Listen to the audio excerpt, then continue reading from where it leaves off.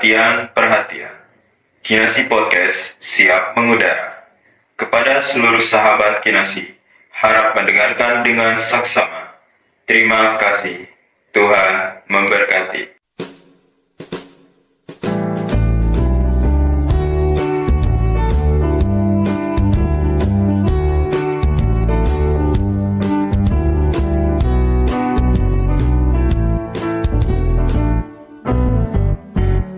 Kinasi Podcast. Sahabat Kinasi, selamat datang dalam program podcast GPIB Jemaat Kinasi. Saat ini kita akan bincang-bincang bersama dengan pelaksana harian Majelis Jemaat GPIB Jemaat Kinasi untuk mengenal job desk masing-masing setiap pelaksana harian Majelis Jemaat. Program ini ditujukan supaya sahabat Kinasi tahu apa saja pelayanan yang sudah dilakukan oleh pelaksana harian Majelis Jemaat. Dan saat ini kita akan bincang-bincang bersama dengan Ketua 2 Pelaksana Harian Majelis Jemaat, Bapak Penatua Manusun Sinambela. Bapak Penatua Manusun Sinambela ini membidangi bidang pelayanan germasa di GPB Jemaat Kinasi. Tak perlu berlama-lama, mari kita dengar langsung dari narasumber kita saat ini. Halo Pak Sinambela, apa kabarnya? Halo, salam sehat. Iya Pak Sinambela, saat ini kita mau dengar informasi dari Pak Sinambela terkait dengan pelayanan apa saja yang sudah dilakukan oleh Pak Sinambela. Tapi sebelumnya, bolehkah kami tahu sudah berapa lama Pak Sinambela jadi PHMJ? Saya baru jadi PHMJ, boleh dikatakan saya baru pertama jadi PHMJ masuk tahun kedua. Oke, Pak Sinambela, selama menjadi PHMJ dalam periode ini, kira-kira kesulitan apa sih yang paling berkesan menurut Pak Sinambela? Sebenarnya kalau saya lihat di Kinasi ya, warga Kinasi itu baik ya. Pada dasarnya baik, cuma memang yang jadi problem itu adalah kesulitan bagaimana untuk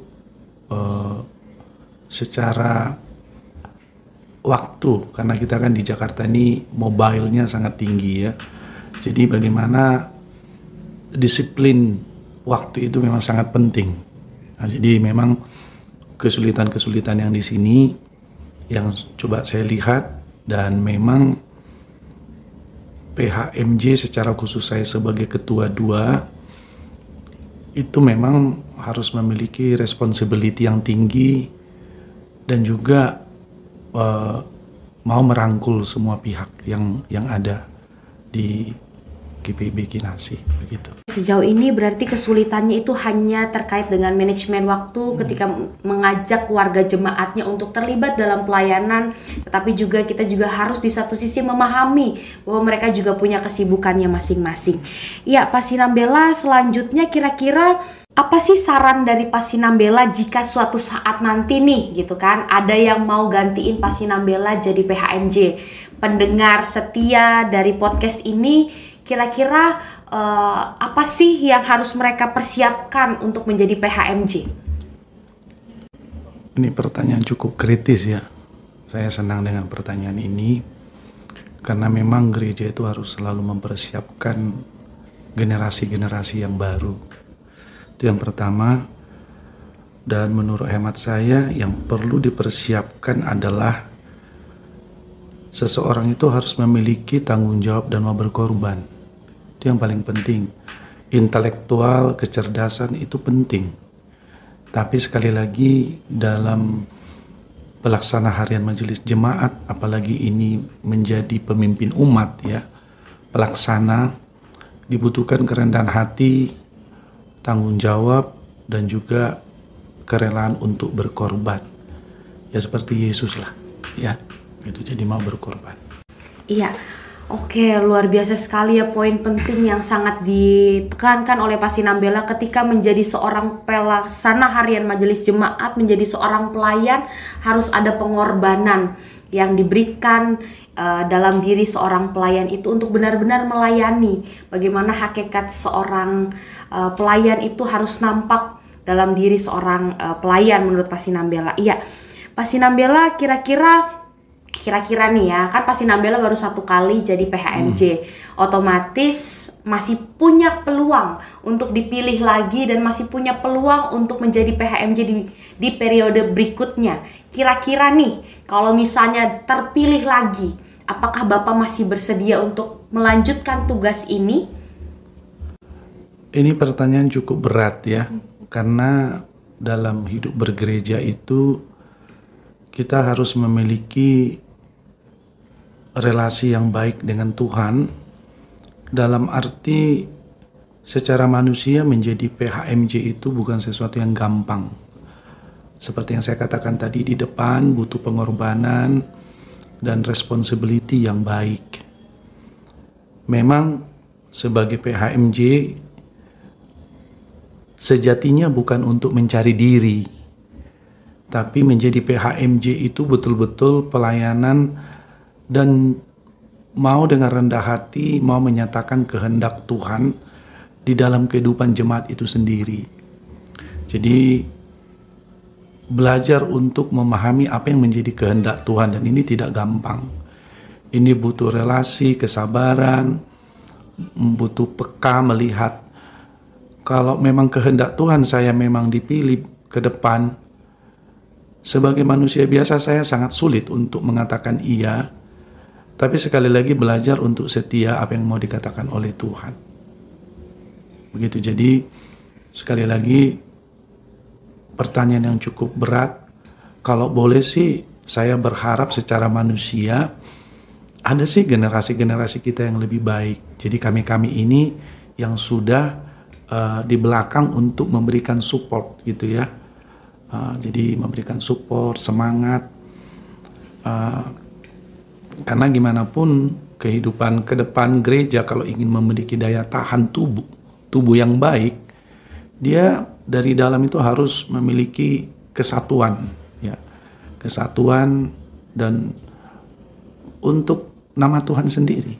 Jadi bukan Sinambelanya, bukan si A atau si B-nya. Ya, terima kasih Pak Sinambela untuk sharing-sharingnya terkait dengan bagaimana hakikat sebagai pelayan.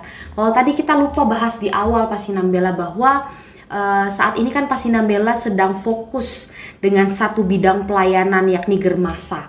Bolehkah Bapak ceritakan pelayanan Germasa ini apa sih? Pelayanan yang sudah dilakukan oleh Germasa, dalam hal ini kan Bapak yang membidanginya. Pelayanan-pelayanan seperti apa saja yang sudah dilakukan oleh Germasa? Terima kasih untuk pertanyaan ini. Germasa sebenarnya lebih fokus of interestnya adalah kepada agama dan masyarakat. Tapi juga dalam tata gereja kita, dia juga concern terhadap masalah-masalah hak asasi manusia tapi juga tidak terlepas daripada ekologi lingkungan hidup. Karena masalah lingkungan hidup ini kan sekarang masalah moral ya. Karena menyangkut masalah hidup mati kita juga sebagai manusia. Nah, jadi Germasa untuk ke periode saya ini, saya terus terang fokus untuk pertama bagaimana relasi saya dengan gereja-gereja semupel, tapi juga di luar GPIB. Ada komunikasi yang intens dengan gereja-gereja seperti GKI, GKJ, HKBP, Betani, GKPS, GKI, Katolik. Kita jadi memiliki relasi-relasi yang baik. Gimana pun, meskipun kita berbeda denominasi gereja, sebenarnya kita satu di dalam Kristus. Jadi bagaimana komunikasi untuk merangkul gereja-gereja. Tapi sekali lagi, gereja-gereja tidak bisa hanya untuk dirinya sendiri atau kelompoknya, tapi juga dia harus mengembangkan sayapnya, merangkul orang-orang di luar gereja seperti katakanlah Islam, Hindu, Buddha, Konghucu, yang dimana mereka ini sebagai sahabat-sahabat yang mau berkehendak baik untuk kita rangkul, untuk juga bersama-sama menyatakan Basileia itu Teu atau kerajaan Allah itu. Ya, jadi kita betul-betul mau merangkul mereka dengan baik. Sekali lagi kan komunikasi iman itu tidak lain adalah persahabatan dan perdamaian. Seperti dikatakan oleh Emmanuel Levinas, ketika aku melihat wajah orang lain, di wajah orang lain itu ada jejak-jejak Tuhan. Aku harus bertanggung jawab terhadap dia. Jadi relasi yang seperti ini yang penting dalam kehidupan kita antar personal, antar gereja maupun yang berbeda agama. Begitu. Sekali lagi, Yesus juga melayani orang-orang tidak hanya di kalangan Yahudi, tapi juga dia di luar Yahudi. Artinya pelayanan Yesus sangat transformatif, sangat inklusif. Jadi saya kira GPIB luar biasa ya dalam menafsirkan pelayanan Yesus dalam kekinian di abad 21 ini. Nah, itu sih yang sejauh kami laksanakan bersama rekan-rekan di GPIB Kinasi. Iya, Pak Sinambela. Ketika kita berbicara tentang germasa itu memang germasa itu adalah pelayanan yang keluar. Benar-benar melaksanakan arti gereja eklesia yang dipanggil keluar untuk melayani bukan hanya gereja saja ya, tetapi orang-orang yang ada di luar gereja pun juga harus menjadi bagian dari pelayanan gereja, dan itulah yang menjadi concern dari GPIB untuk memikirkan bidang apa yang akan melayani gereja, orang-orang di luar dari gereja ini. Wah, luar biasa sekali. Terima kasih Pak Sinambela. Kalau saya tidak salah ingat bahwa beberapa waktu lalu juga GPIB Kinasi menjalin kegiatan bersama dengan umat beragama lain. Bolehkah Bapak sharing sedikit apa itu, terus kegiatannya seperti apa? Kalau saya tidak salah ingat ada tanda tangan MOU, bagaimana Pak? Terima kasih untuk pertanyaannya. Memang GPIB Kinasi hadir di tengah-tengah masyarakat yang sangat majemuk. Apalagi di daerah Tangerang Selatan ini yang sangat-sangat beragam. Kalau saya melihat memang, kalau saya menafsirkan bahwa memang gereja Kinasi akan memiliki daya tahan yang baik ketika dia mau keluar seperti yang dikatakan oleh saudara tadi, bahwa gereja tidak bisa lagi dalam dunia yang terbuka ini menutup dirinya. Oleh karena itu Germasa Peka melihat bagaimana GPIB dengan rendah hati mau merangkul gereja-gereja lain, agama-agama lain. Maka kemarin terjadilah dialog antar umat beragama, sekaligus juga mengantisipasi keamanan menjelang pemilu tahun 2024 yang lalu. Jadi sekali lagi gereja mengantisipasi, sedia payung sebelum hujan. Jadi jangan sesudah hujan basah baru menyesal. Nah, dengan kegiatan kemarin itu kita sama-sama dengan warga jemaat yang terlibat dalam Germasa, bagaimana kita sedia payung sebelum hujan, berdialog dan menandatangani MOU seperti yang saudara tadi katakan untuk menjaga keamanan. Secara khusus memang kita mengajak saudara-saudara NU, Ansor dan Banser, karena memang mereka ini concern sekali terhadap Kesatuan Republik Indonesia atau NKRI. Demikian. Iya, terima kasih Pak Sinambela untuk sharing-sharingnya terkait dengan pelayanan Germasa dan pelayanan seperti apa yang sudah Germasa lakukan. Artinya GPIB Jemaat Kinasi sudah mulai melakukan menjalin relasi yang baik dengan umat beragama yang ada di sekitarnya, dan artinya pelayanan Germasa di GPIB Jemaat Kinasi itu sudah berjalan sampai dengan saat ini. Nah Pak, untuk menutup percakapan kita, sharing-sharing kita pada saat ini, bolehkah Bapak ceritakan berkat apa yang Bapak dapatkan selama ini secara pribadi maupun secara dalam lingkup keluarga ketika Bapak menjabat sebagai PHMJ? Berkat yang paling terpenting bagi saya adalah ada beberapa hal. Pertama, waktu bagi saya jadi mahal. Jadi waktu itu begitu berharga, bernilai. Saya betul-betul mempergunakan waktu bagaimana saya juga betul-betul waktu saya untuk belajar, untuk mendidik anak-anak. Kebetulan saya juga guru dan juga dosen.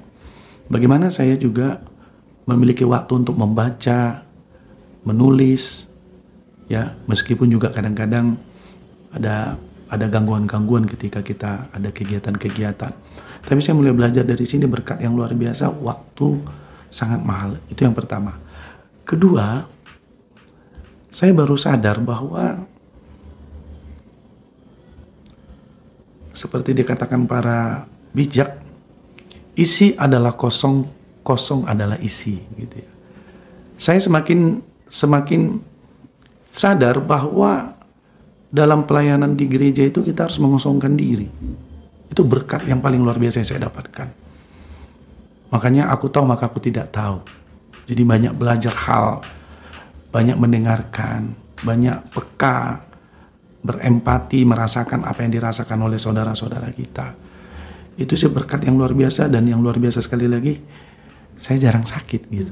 Luar biasa ini, walaupun dengan waktu yang sangat padat. Ketika untuk antar umat dialog beragama itu, saya dari pagi itu sampai jam 10 malam itu nonstop untuk mengundang gereja-gereja, mengundang agama-agama lain, bikin proposal, rapat dan sebagainya. Luar biasa. Berkat Tuhan saya merasakan di sana. Bahwa berkat Tuhan itu tidak hanya sekedar materi kita cukup, kesehatan kita.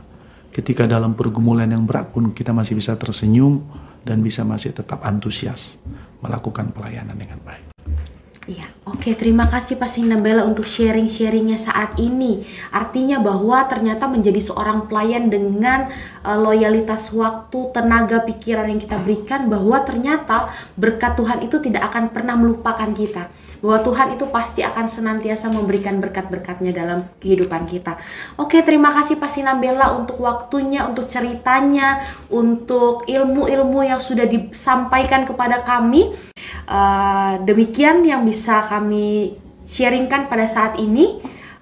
Kami mengucapkan terima kasih kepada Pak Sinambela. Sama-sama, Tuhan Yesus memberkati. Sahabat Kinasi, inilah podcast yang bisa tersampaikan pada saat ini. Semoga podcast ini bermanfaat untuk setiap kita yang mendengarkannya.